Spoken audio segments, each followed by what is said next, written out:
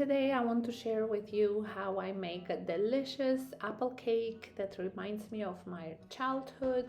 I start by getting some good quality apples, like Honeycrisp is really delicious, but you can use the apples of your choice.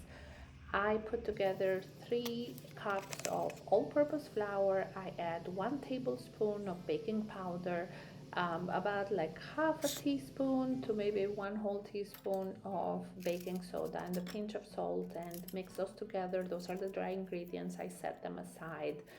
Then I peel 2 apples. I have washed them beforehand and then I peel them. This is the way I peel them. It's not traditional. It's kind of how I got used to peeling the apples, but maybe you should use a cutting board or whatever you feel more comfortable with. I guess this is a very old-fashioned way. I don't want you to cut your hands as you cut the apples, so please be safe. It's just this is the way I got used to doing it. So I slice them, then I dice them like small bites, 2 apples. Then I add maybe half a cup of brown sugar. You can adjust that to taste. Half a cup of brown sugar. Won't make the cake too sweet. I'm using honey as well when making the cake, but this is not a overly sweet cake. So usually the ice cream on top at the end balances it out. So as you see, I add half a cup of brown sugar, 1 tablespoon of cinnamon over the apples, and I mix it really well. And I'll put this aside. Kind of the apples will release their own juices, and they will be delicious when you add them to the cake batter. So I set the apples aside, then I'll start whisking all the ingredients together. You can use an electrical handheld mixer, you can use a food processor, you can use a whisk, it's your choice. As well as I use a mortar and pestle to chop the walnuts. I use about 5 ounces of walnuts. It might be too much for some or not enough for others. This is the right amount for me, but you can adjust this to taste because it won't affect the cake consistency. So I set the chopped walnuts aside as well, and then after that I start whisking the eggs. So I add 3 eggs on a glass mixing bowl. Lightly whisk the eggs, and then you can start adding the vanilla extract, the honey, a cup and a half of milk. In this case I used whole milk, but you can use 2% or the milk of your choice.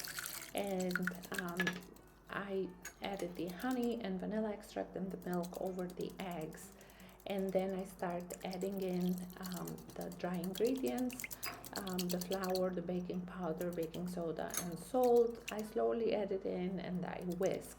Halfway through I'll add a stick of softened butter, and then I'll finish the rest of the flour and add it into the mix.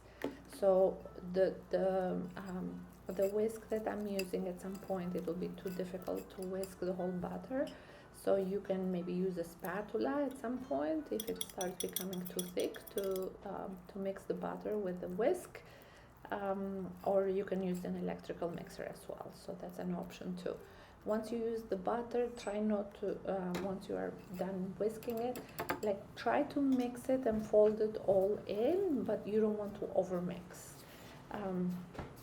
So once you've created your butter, add the chopped walnuts in, as well as the apples that were like being mixed with the brown sugar and the cinnamon that we set them aside earlier, and make sure to put the juice from the apples inside the cake. That will give it also part of the flavor from the apples. Mix it well so it's evenly distributed, and you can pour the butter on a 9 by 13 baking dish. Make sure you grease the baking dish beforehand, and just pour the butter in. So now what we're gonna do is we're gonna bake this cake in 2 stages. The first stage is about 8 to 10 minutes. It's enough for the cake batter to kind of like get puffy and give the cake its shape, but you don't want to fully bake it. So it's just in the oven at 375 degree Fahrenheit about 10 minutes. And then once the cake is like after you have done those 10 minutes, then I'll add the sliced apples on top, which serve both for flavor as well as a garnish.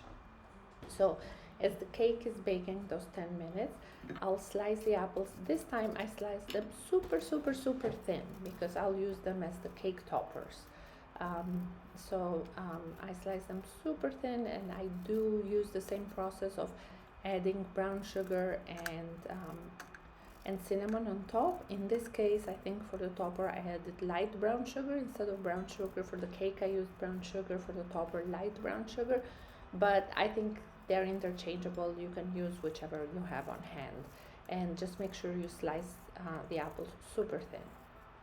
So once I add the brown sugar and the cinnamon, it also gives the apples flavor. It will match the rest of the flavor on the cake. You can use additional seasonings, like I've used sometimes nutmeg, sometimes I've used a little bit of pumpkin pie spice to give it more fall flavor, a little bit of ginger, sometimes a little bit of cloves. So those fall warm seasonings will go well in this cake. I just didn't use them this time around, so I want to show you exactly how I make the cake this time. Once all the slices of the apples are seasoned, it's about 10 minutes that the cake was baking. You see it's puffy, it's starting to grow. You kind of have to work fast, leave the oven door closed so the oven doesn't cool off. Just add the seasoned apple slices over the cake, just cover it with it, and we'll put the cake in the oven for another half an hour.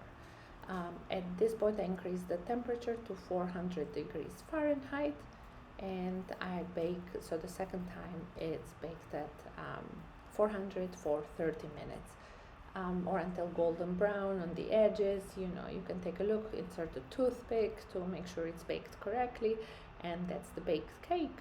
So I slice this in square pieces, and I usually serve it with, it's not a super sweet cake.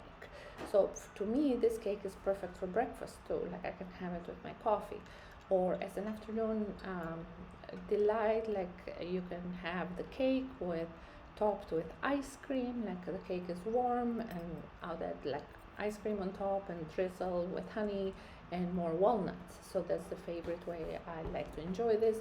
But there's nothing wrong to have it for breakfast because it has fruit, it has eggs, it has everything.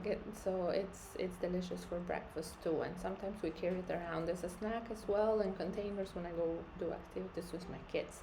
So it can be fancy, it can be useful, it can be like as a quick snack. And it's so yummy when you look at it with that melting ice cream on top, with a drizzle of honey and more nuts on the cake. This is really, really, really good, and it's not overly sweet. So if you'd like a sweeter cake, you can adjust a little bit the quantities of honey and brown sugar. Otherwise, it's a perfect apple honey walnut cake. Thank you.